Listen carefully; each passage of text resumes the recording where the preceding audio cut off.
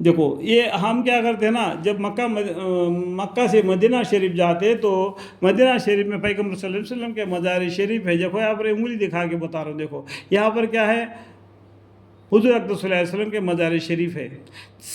ان کے سینے کے برابر میں کیا ہے، حضرت ابو بکر صدیق رضی اللہ عنہ کا قبر مبارک ہے. پھر سیدھا ان کے سینے کے برابر کس کا ہے، حضرت عمر فاروق رضی اللہ عنہ کا قبر مبارک ہے.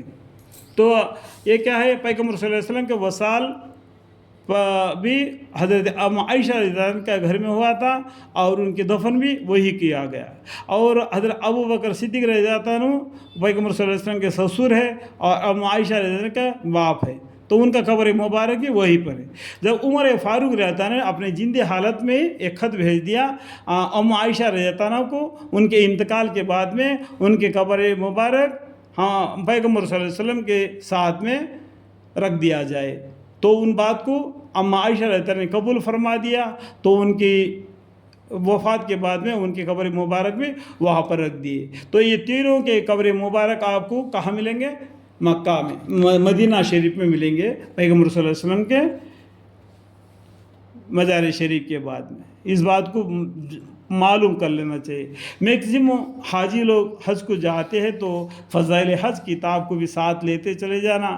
تو جہاں جہاں آپ کو مکہ میں تھے وہاں کے حالت پڑھ لینا، مدینہ میں ہے وہاں کے حالت پڑھ لینا، اور مینا میں ہے وہاں کے حالت پڑھ لینا. جب حج مزدلفہ میں ہے وہاں کے حالت پڑھ لینا، اور صفا اور مروہ کے بیچ میں کر رہے وہاں پر اس کی کتاب کو پڑھ لینا.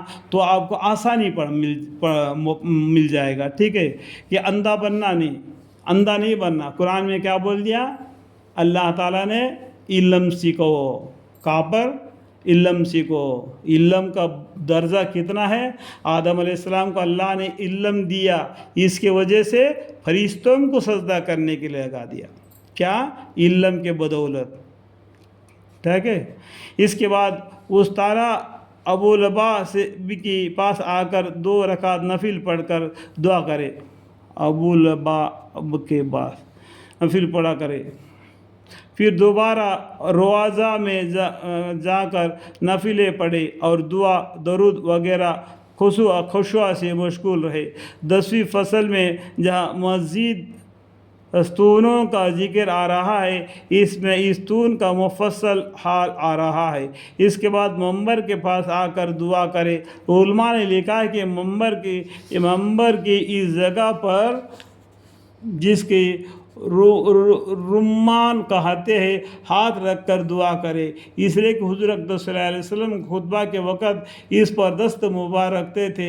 امام غزالی رحمۃ اللہ نے احیاء میں لکھا ہے کہ مستحب یہ ہے کہ نیچے والے رمان پر ہاتھ رکھے. حضور اقدس صلی اللہ علیہ وسلم اس پر ہاتھ رکھتے تھے، لیکن ملا علی قاری رحمۃ اللہ نے لکھا ہے کہ رمان آپ باقی نہیں. جب مسجد نبی میں دوسری مرتبہ آگ لگ گئی، اس میں جل گیا تھا.